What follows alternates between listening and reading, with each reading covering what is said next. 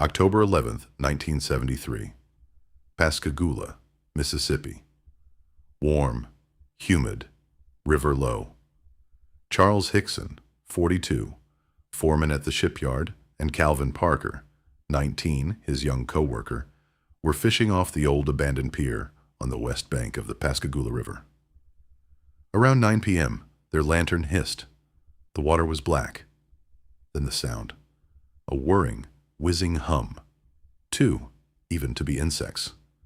Behind them, 2 flashing blue lights reflected on the water, getting closer. An object descended. It was oval, egg-shaped, 30 to 40 feet across, and 8 to 10 feet high, hovering a couple of feet off the river. No wind, no blast. Just that blue light pulsing. A seam opened. 3 things came out. They did not walk. They floated.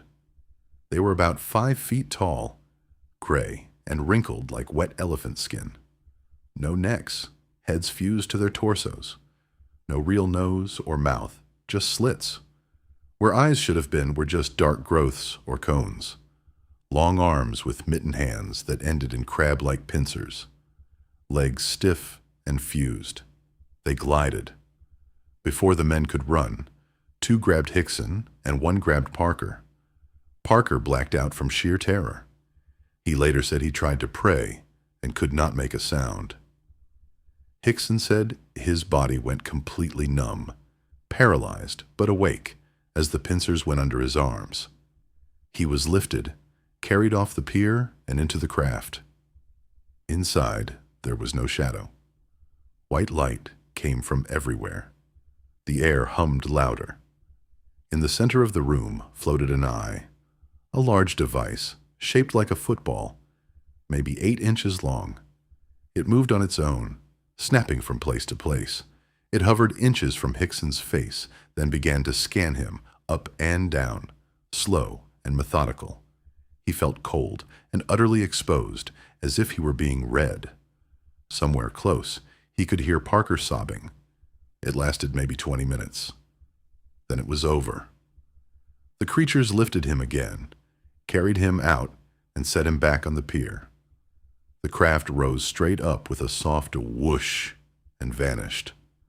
The 2 men stood shaking. They had caught nothing. Around 11 p.m., they drove to the Jackson County Sheriff's Office to report it. The deputies thought they were drunk, so they left them alone in a room with a hidden tape recorder running. That tape made the case famous. On it, there is no plotting. Parker is hyperventilating. He keeps saying he needs a doctor. He needs to go home. Hickson says, "Son, it's all right. Nobody is going to believe us anyway." They sound like 2 men in shock. The Air Force sent Dr. J. Allen Hynek from Project Blue Book. Hickson passed a polygraph. Parker was too distraught to finish his, and did not speak publicly again for almost 20 years. Pascagoula never decided what happened. Hoax, hallucination, chemical fumes from the river, or something truly not from here.